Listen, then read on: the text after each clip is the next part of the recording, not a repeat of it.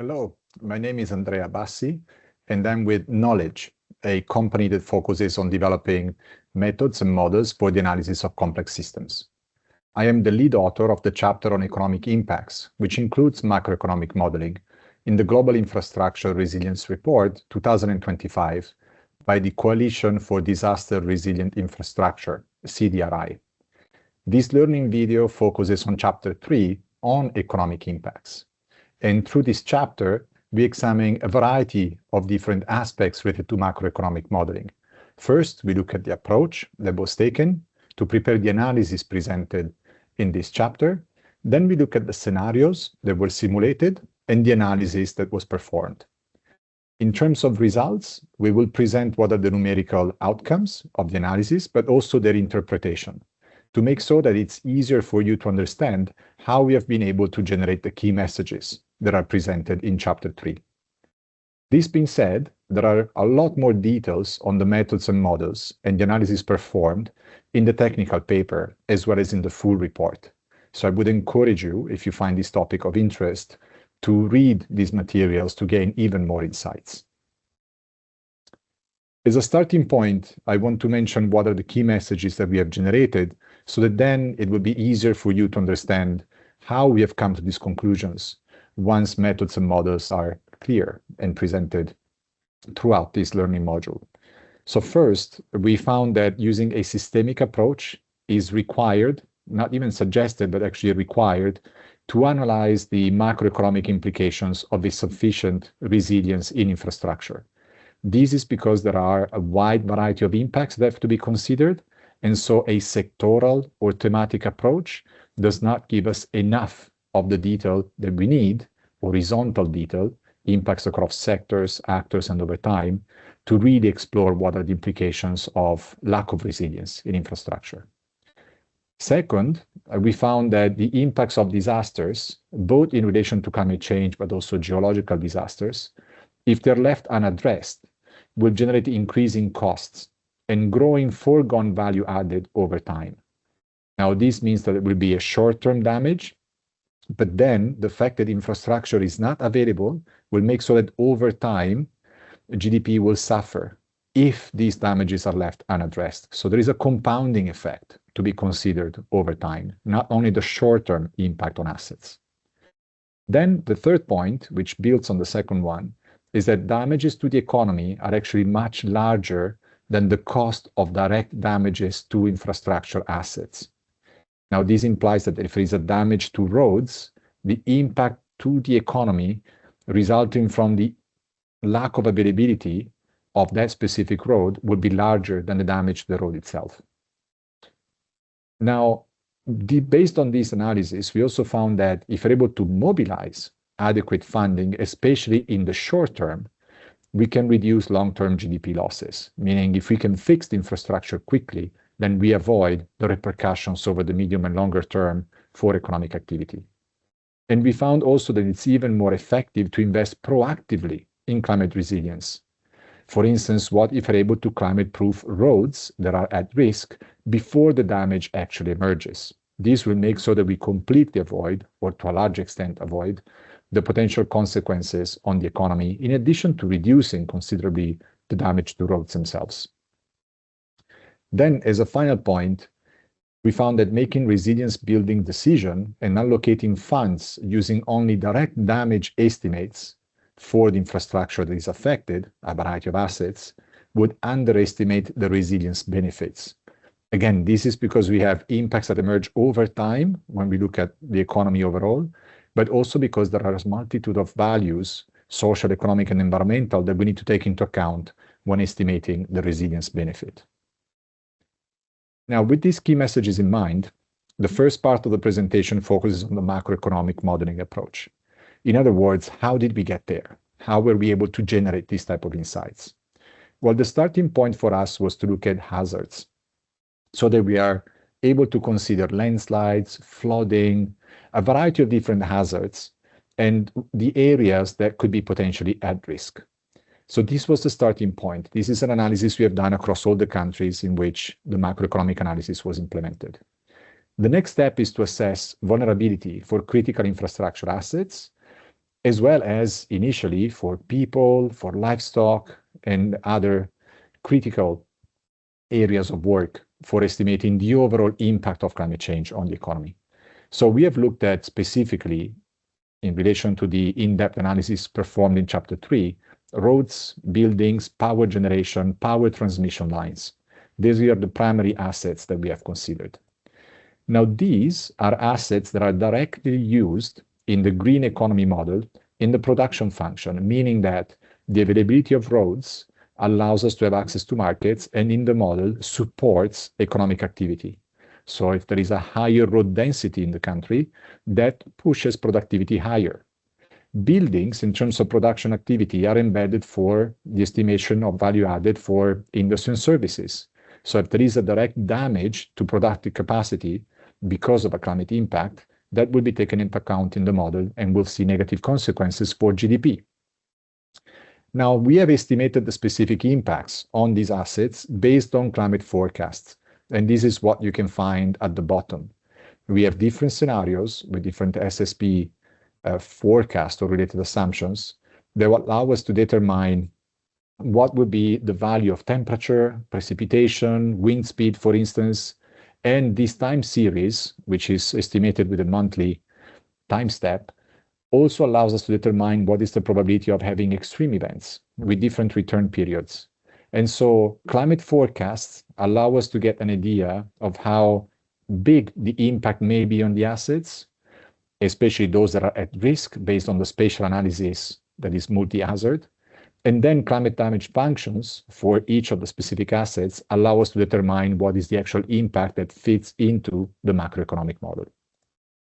Now, finally, with this information, when we run a baseline scenario, we can see what is the impact under a case of inaction. But then when we simulate alternative scenarios of reconstruction, for instance, within 1 year, 5 years, or 10 years, or where we are more proactive in simulating climate adaptation and improved climate resilience, we can then introduce intervention options in the model to make sure that we can see what the impacts are under these different scenarios. Now, more on the green economy model itself. This is a systems model. It was conceived using systems thinking, built using system dynamics. It is designed to integrate social, economic, and environmental drivers of change.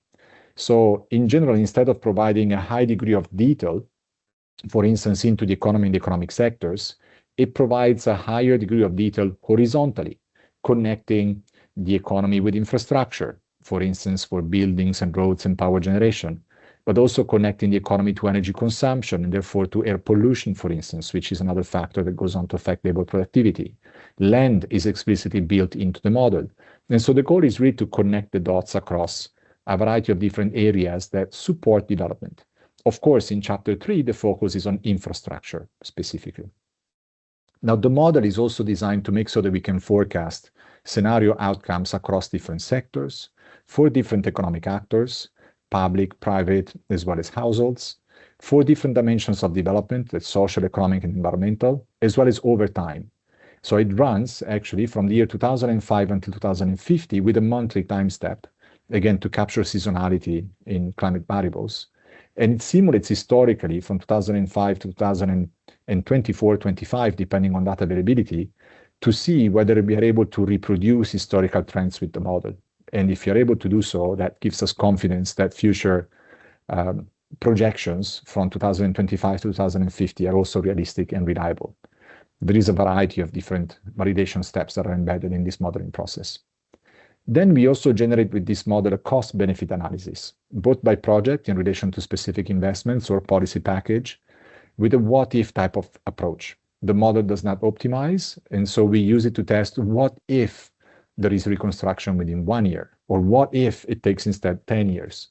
And so we're able to test these assumptions to then see how the model responds and what the overall results are.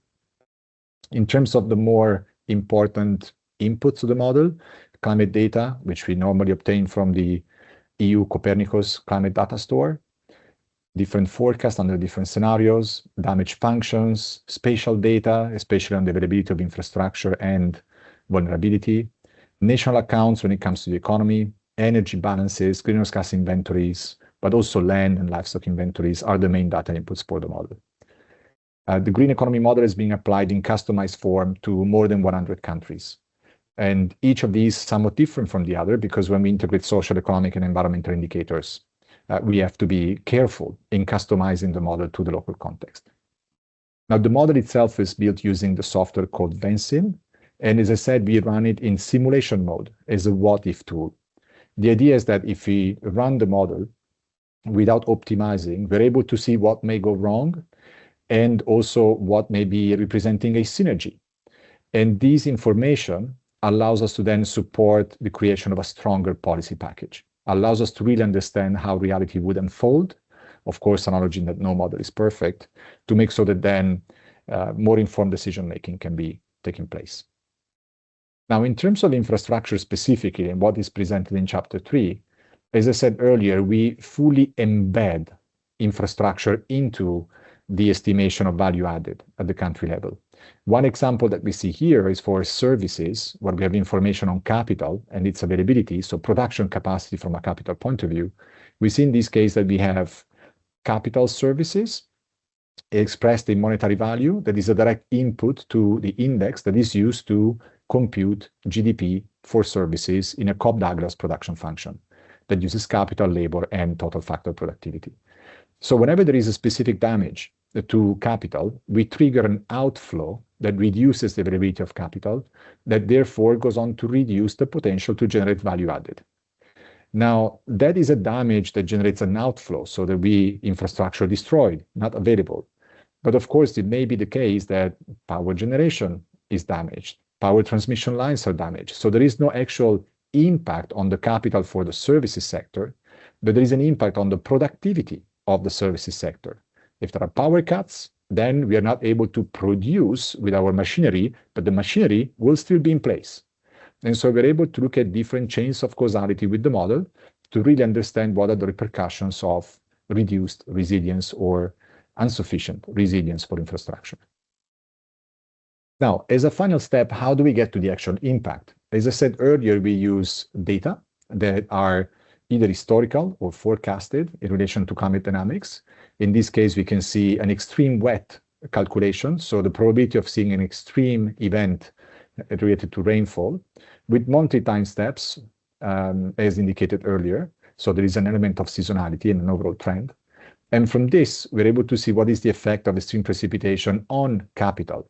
Now, these values are estimated based on a determination of what is the percentage of the assets that are at risk, in this case for floods, extreme wet events, and then under what type of return period. So how strong is the impact depends also on how strong is the event. And so combining this information, we're able to determine what percentage of the assets may be damaged, and therefore how the capital accumulation in the sector may develop in the future. We use specifically a stock and flow approach to make sure that we have an inflow of new investments in capital accumulation. We have an outflow due to depreciation, age-related, vintage-related. But then, as I said earlier, we also have that outflow that is connected to climate impacts. Now, this is the underlying modeling framework used. And we decided to employ this modeling framework to run the following scenarios. First one, it's a baseline calibration of the model with a full range of climate impacts. So not only infrastructure, but also land, livestock, and people, with the current level of financing effort we find in statistics. Then a second scenario with, again, a baseline calibration, but we only consider impacts on infrastructure to zoom in into the specific role of infrastructure. And then we have a third scenario where we have more of a Geary-aligned calibration with different levels of exposure connected to the work also presented in the other chapters. But in this case, we also consider that full reconstruction may happen within 1 year, 4 years, or 10 years. So here we change really the equation. We want to see from a policy perspective, what is the impact of being able to act quickly as opposed to taking time to fix infrastructure damage. Now, what is interesting to show is that simulation 1 allows us to compare the results of the green economy model with the literature, because there is normally a broader scope of impacts being presented in the literature than just infrastructure. But with simulation 2, we're able to see the relative strength of the impacts or the importance of infrastructure itself. So in terms of the results, if we start with the first scenario, the full list of hazards, and we look at the countries that we have considered, you will find them here in the first column on the left side, we're able to see different types of impacts. And we have an average annual GDP loss in $1 million per year. We have the same value in terms of percentage change.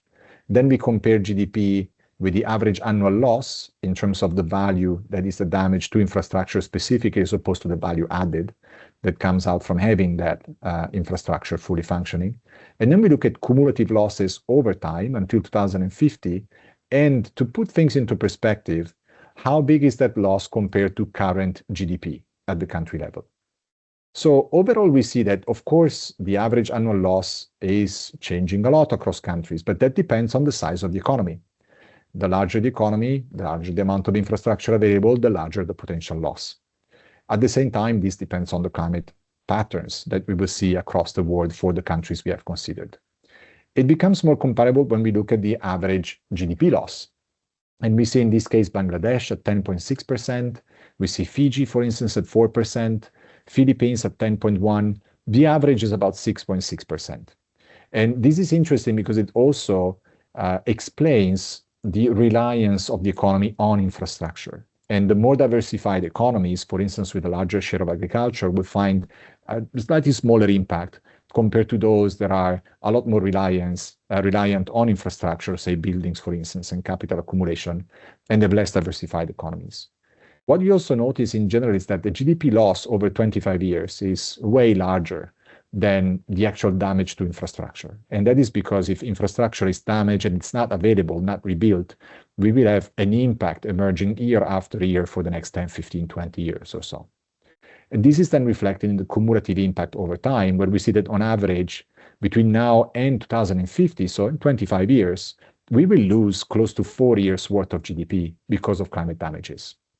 Again, in this case, we don't assume full reconstruction, so this has to be taken into context, but it's an interesting insight, I believe. Then this is a set of impacts that is actually quite comparable with what we found in the literature. So in this table, we find the full impact, the average across 2025, 2050, and the impact in 2050 alone, because these are the two main statistics we find in the literature in relation to climate impacts. And we see we're well aligned. Overall, in 2050, Bangladesh is a 15.2% impact, so GDP will be lower by 15.2%. We have other studies from the Asian Development Bank showing up to 15% also by 2050. In certain cases, there are some differences. For instance, when we look at Ghana, we forecast 6.7, and the range is between 1.9 and 7.2. But there are certain other cases like Barbados where bigger assumptions have been made in estimating what the impact could be. We look at a 13.3% damage, but the estimates go up to 37.6%. But in this case, an assumption was made on the overall trends for global tourism activity, and now this would change in scenarios with heavy climate change. And so here we see an over expectation in a way for the impact that could be felt by Barbados with a high reliance on tourism specifically. Now, if you look at the impacts on infrastructure only, we would expect them to be lower because we remove the impact on land and people and livestock. But the impact remains quite important. We see for Bangladesh a reduction in 2050 from 15.2 to 14.5. And then we see, for instance, for Bhutan, reduction from 6.5 to 5.6. So the most impact, the most part of the impact remains, and it's channeled through infrastructure. So that is also another interesting insight. Now, when we look at simulation 3, this is where we take a bit of a departure from the first two simulations, because in the first two, we assume that reconstruction is basically assured only up to 0.2% of GDP. Anything that requires more funding would not be implemented immediately, but may be implemented in the next year or the following year if the resources become available and there is no additional climate impact. With simulation 3 instead, if we want to level the playing field across all the countries, we want to look at reconstruction within 1, 4, or 10 years after the event takes place. And so here we see a variety of different impacts across countries. So first of all, what we see in this diagram is an indication of simulation 1, the full extent in dark blue. In light blue, we have the infrastructure impact only, slightly smaller. And then we have the three simulations with a 10-year, 4-year, and 1-year reconstruction period. Then the circles represent the minimum value found in the literature and the maximum value found in the literature. But what we see across all the countries is that we have a large loss in scenarios 1 and 2, and then becomes a lot smaller even in scenarios with a longer time frame for reconstruction, even the 10-year case. And that is because even if it takes 10 years to rebuild, the assumption in the model is that reconstruction starts within the first year of the damage, but then it proceeds at a slow pace. While in the 1-year and 4-year, there is more an immediate response and lots of effort in the short term. And so we reduce the compounded effect over time. But nevertheless, also in the 10-year scenario, we see that there is action being implemented immediately in the very short term. Now, when we look at the specific numbers, we see that on average, across all the countries, if it takes 10 years to rebuild, we have an average loss of GDP of 3.04, about half the value that we were estimating in scenario 1, and a little bit less than half in relation to scenario 2, where we only focused on infrastructure. Now, if we go down to 4 years to rebuild, we go to 2.27. If it's 1 year, it's 1.93. The results in this case should not be surprising because there is a strong hit in the short term. That is the most important effect. And we see it also when we rebuild in 1 year, close to 2%. But then the fact that we protract reconstruction over time, of course, makes so the damage stays longer, but also indicates that there is a push to the economy because reconstruction supports employment creation, income creation, and economic growth that lasts longer over time. So that is an interesting insight. There is a short-term damage that is large and important, but then there is also short-term reconstruction that pushes the economy. If we extend reconstruction to 4 or 10 years, that push to the economy lasts longer. And so we'll see how that creates implications with the full time explicit analysis. Now, to show this more visually, here is the comparison of the results. So if you look at the impact for 2050 alone, in scenario 2, we had 7.4%. When the 10-year reconstruction period is considered, we go down to 3.04, and then we go down to 2.27 with 4 years, and then we go down to 1.93 in 2050 alone with the 1 year. Again, it's an important reduction, and it shows us how relevant it is to mobilize resources quickly. And we will see it later, it tells us even more about the importance of climate-proofing the economy before the damage strikes, because this is a full-time explicit analysis, but the results here are just presented on average or for the year 2050. So how do we interpret these results? First of all, the results of simulation 2 may overestimate the impact on the economy. This is because we use the available public budget, which is 0.2% of GDP, but we do not consider explicitly private investment, nor loans or bonds and their implications on public finances, meaning resources can be collected, but if that increases debt in the medium and longer term, there is also that potential side effect to consider. Now, reconstruction in this scenario is therefore primarily driven by demand. If the economy grows and there is a need for more infrastructure, the model will show that investments will flow in to increase the stock of roads, the stock of capital, and so on and so forth, power generation through power demand and this type of dynamics. But at the same time, in countries where there is low population growth, economic growth is minimal, maybe 0.2, 0.3% of GDP, in that case, we expect less reconstruction than full reconstruction. Now, this is not the case for simulation 3, where we assume full reconstruction, but also in that case, as a result, we may actually underestimate the impact on the economy. It's precisely because we assume everything will be fixed, but that's not the case. We may not have the resources, there may not be the demand for that. We also assume the construction starts within a year of the impact, even in the 4-year and 10-year scenarios. That may not be always the case, depending on the country context. And when the investments are implemented to fix climate change, we show that this would push GDP higher via job creation, the introduction of new investments, and therefore having new capital. Now, this is interesting because if you rebuild quickly within a year or two, but then in 5 years there is another big climate event, then we will risk damaging the capital that we have reintroduced in the economy, unless we build in a climate-proofed way. Now, the required investment also for reconstruction in this scenario, in scenario 3, does not affect public finances. So we do estimate what will be the cost of rebuilding within 1 or 4 years, but we are not distinguishing between what will be public or private money and what will be the implications depending on the financing strategy. So again, no impact on debt and therefore on the longer term burden for public finances. Now, as I said, as a final point, once we rebuild, in this case, exposure and vulnerability increase. And so it's very important to know that there is no proactive climate adaptation in this specific scenario. Now, if we were to consider a build back better and more climate resilient scenario, we would stimulate economic growth in the short term because of reconstruction, extra effort, and more jobs and income creation. We would reduce loss and damage, pushing GDP higher, meaning that we don't have a negative impact because infrastructure is damaged and therefore GDP declines or doesn't grow as much as it would have. In this case, it just keeps growing in a more resilient way. And at the same time, there would be, on the other hand, lower need for reconstruction, which would remove the longer-term push for GDP that comes from reinvesting to fix infrastructure. So two positives and one negative from a macroeconomic point of view. But nevertheless, with climate adaptation, with a more proactive approach, we amplify the dynamics that we have already seen and reduce the need for short-term intervention in the medium and longer term. And so the damage will be smaller and therefore less of an input in terms of resource allocation reconstruction will be needed over time. Now, two final points to really explain how the time-based analysis works. The results presented so far are summed up over the full simulation time. But we can see here on the left side that we actually have monthly time steps in the model that show seasonality, but there are also situations in which climate trends change over the course of the simulation. Now here on the left side around 2040, we have a 1-year impact immediately, but then there is a compounded impact that emerges over time. We are looking at total real GDP in this case.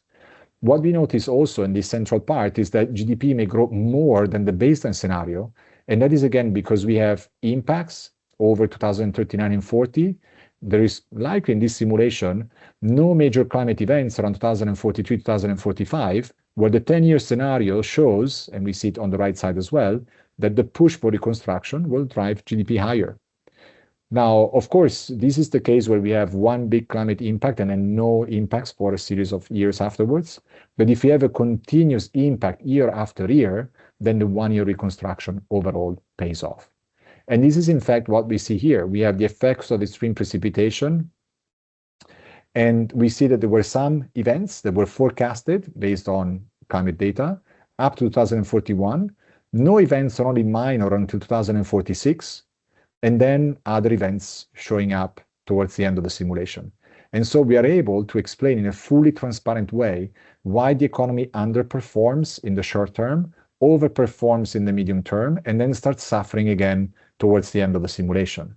But we are also able to explain again why, when there is a high frequency of events, the 1-year reconstruction performs better, and when there are no extreme events, the 10-year reconstruction actually delivers higher growth. So what is interesting about this modeling approach is it's very transparent, it's very causal descriptive, and it's very easy to trace causality, and as a result, look at what is the impact pathway across different economic dynamics. Now, summing up, going back to the key messages, again, we found that a systemic approach is required to analyze the macroeconomic implications of insufficient resilience in infrastructure, because we have many ramifications of the impacts of climate change from infrastructure all the way to economic activity across different sectors. Then we found that the impact of disasters, when left unaddressed, will generate increasing costs and growing foregone value added over time, meaning there is a compounding effect, and if we don't have the infrastructure we need, we'll keep suffering from an economic standpoint over time. If the assets are being rebuilt, instead, we can grow more and grow more every year in the future. Then we also found that damages to the economy are much larger than the cost of direct damages to infrastructure, again, because of this compounding effect. And mobilizing adequate funding in the short term can significantly reduce long-term GDP losses. This is another important factor that is connected to action. If we see an impact, what would be the value of acting sooner rather than later? More effective would be investing proactively in climate resilience. In that case, we would have a front-loaded effort that would also push economic activity, increase the resilience, and lower the damage in the longer term. And finally, if we want to plan for reconstruction and defining how much resources will be required to support rebuilding, We should not use only direct damages, because in that case, we would underestimate the benefits of resilience. We should look at direct damages and the compounding effects on the economy, and that would be a more truthful representation of the value of investing in a proactive way. Now, if you found this learning module interesting, connected to chapter 3 on the economic impacts, you can read the full report and the executive summary on CDRI's official website. There are, of course, several working papers, more technical papers and blogs on DRI Connect, the digital platform of CDRI that can provide additional information and more depth on these topics, especially on how the different components of the reports actually connect to one another in shaping the key insights that are presented in this study. With this, I thank you for your attention. I hope you found this interesting, and I wish you a good day. Thank you.